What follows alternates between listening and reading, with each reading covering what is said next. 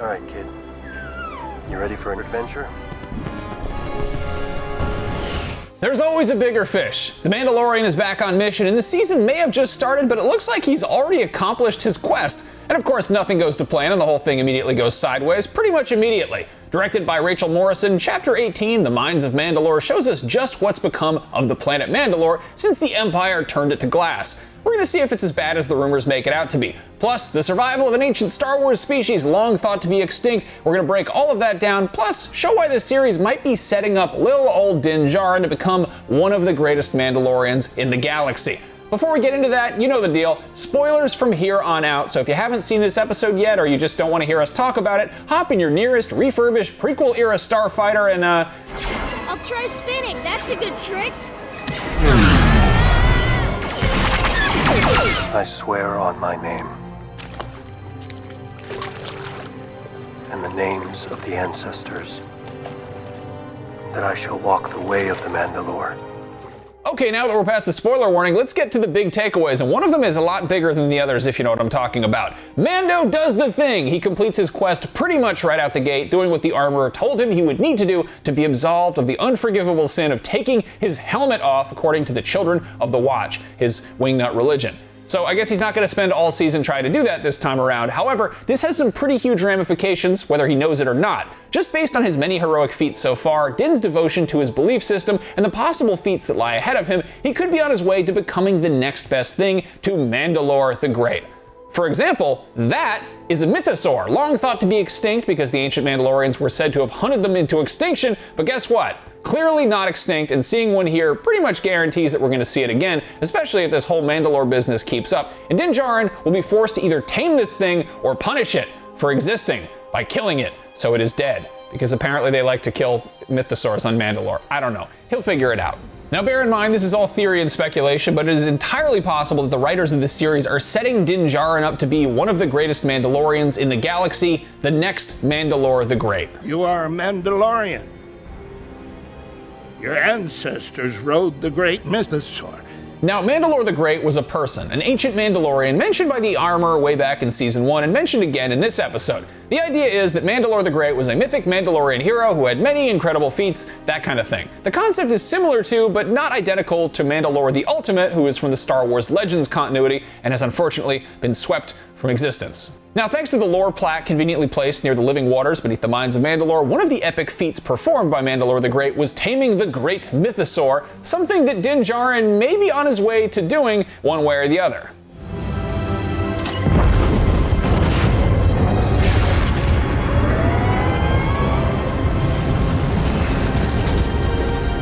Din Djarin has a lot of great experience slaying monsters, including really big ones, but since they keep reminding us that Mandalore the Great tamed the mythosaur instead of killing it, there's a good chance that Din's not going to wipe out another endangered species. This is another hugely important bit of Mandalorian lore, and this is why Bo-Katan is so gobsmacked at the end of the episode. She's already aware of all of this lore. She built a whole military network based on the legend of the Darksaber. She now knows the location of an actual mythosaur. All she needs is to raise it and tame it, or get someone else to do it for her. We still don't fully know if Bo-Katan is a friend or foe. She has definitely saved Mando's bacon a time or two. At this point, I can't tell if it's because she's fond of him in one way or another, or if she thinks she can manipulate him to get what she wants. And what she wants is to rule Mandalore. Din Djarin may have the better claim when all is said and done, and if she's smart, she'll use him as the instrument to accomplish all of that. After all, he did say he was in her debt in this episode. Din Djarin has repeatedly made it clear that he doesn't care about all the good versus evil stuff constantly going on in the galaxy at any given time. All he wants to do is be super religious and devout and say this is the way to people and hang out with Grogu and zip around in the N1,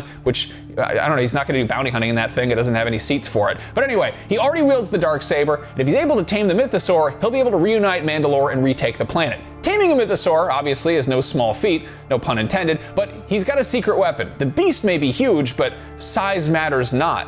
Our best guess is Grogu is going to help Din Djarin tame that friggin' mythosaur. Remember the day that they met? Grogu rescued Din from being pummeled into nothingness by the Mudhorn. We think he's going to do it again. It may even be Grogu who tames the mythosaur, and he's a Mandalorian himself at this point. He's also destined to be the literal future of Star Wars, whatever that means. Perhaps in the way that Dave Filoni's other character Ahsoka became her own definition of a Jedi, Grogu can become his own ideal of a Mandalorian. Anyway, that is a mythosaur-sized pile of lore to dump on you all at once, so let's run down what actually happens in this episode.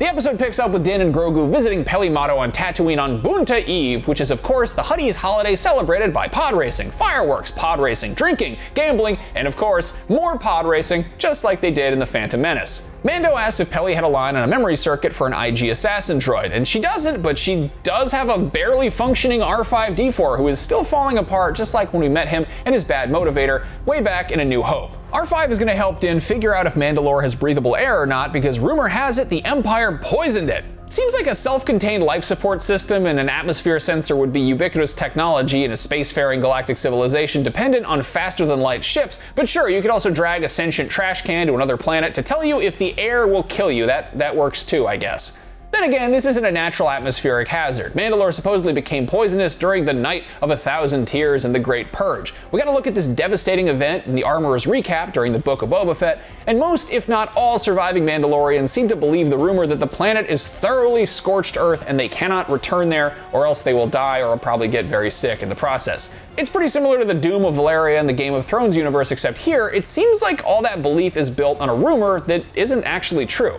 Okay, well, it's partly true. The planet's surface has been devastated. Most of it has been turned to crystal from orbital bombardment. The capital city of Sundari is completely destroyed. Remember in the last episode, Bo-Katan Kryze told Din Djarin he could find the living waters beneath the Mines of Mandalore underneath Sundari? Well, Din figures out at least the air is breathable, so he and Grogu press on through the ruins of Sundari to go find some mines.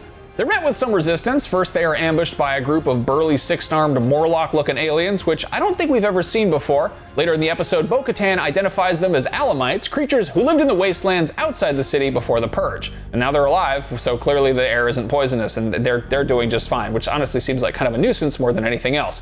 Anyway, Din wields the Darksaber, but it's clear again that he's pretty clumsy with it. He's almost more of a danger to himself than he is to his attackers. Not long after this, Din gets captured by a cybernetic scavenger who starts draining his blood. This is glup shitto of the highest order, and I, for one, want to know how this creature became the half-machine monster it became in the bowels of the destroyed Sundari. Who is he? Why is he there? What does he need the blood for? It's all gross and weird. Kind of into it though. It can survive most wounds by shedding its cybernetic parts and plugging into others, which is cool, but kinda gross. The creature spent a long time working on this machine and is the envy of all violence-fueled space hermit crabs. Honestly, pretty good Star Wars creature. It's time to shine for Grogu though. Mando tells him to get Bo-Katan from Calavella, where they just visited her, where she's presumably still just lounging around with her feet up, checking her phone or staring off into space or whatever. Grogu gets going. He gets ambushed again at the mouth of the cave by another Alamite, but Grogu has been practicing his force throw, and it's clear that his training has paid off. He and R5 are able to fly the N1 starfighter to Calavella to go get Bo-Katan. Earlier in the episode, we get a nice little moment with Din teaching Grogu the basics of space navigation, saying if you always know where you are, then you're never lost. It's pretty sweet that Mando's been actually parenting Grogu rather than just telling him to stop eating metal knobs and frog embryos and throwing up all the time. Anyway, if you find it implausible that Grogu could make it back to Bo-Katan, just remember that the N1 starfighter can absolutely be flown by a child. Now this is pod racing. Anyway, Bo-Katan saves the day. Grogu leads her back to where Mando was captured, and of course, there's a fight with the Alamites and the dollar store General Grievous, who captured Din. Bo-Katan also wields the Darksaber in the duel with the cyborg, and it's intentionally made clear that while Din struggles to wield the mythic weapon, Bo-Katan does not. She is deadly with it. She actually slays the creepy cyborg a couple of times before it finally stays down, but not for lack of skill on her part. She is not slowed down by the same issues that plague Din Djarin when he tries to wield this blade. I have a sneaking suspicion that might come into play later. After freeing Din, they all press on to the living waters, and on the way, Din and Bo-Katan talk about the fall of Mandalore, and Bo-Katan says that too many divisions among them made them weak and easily destroyed and scattered by the Empire, referring to the past Mandalorian civil war of sorts, and perhaps her own guilt undermining her sister, Duchess Satine Kryze.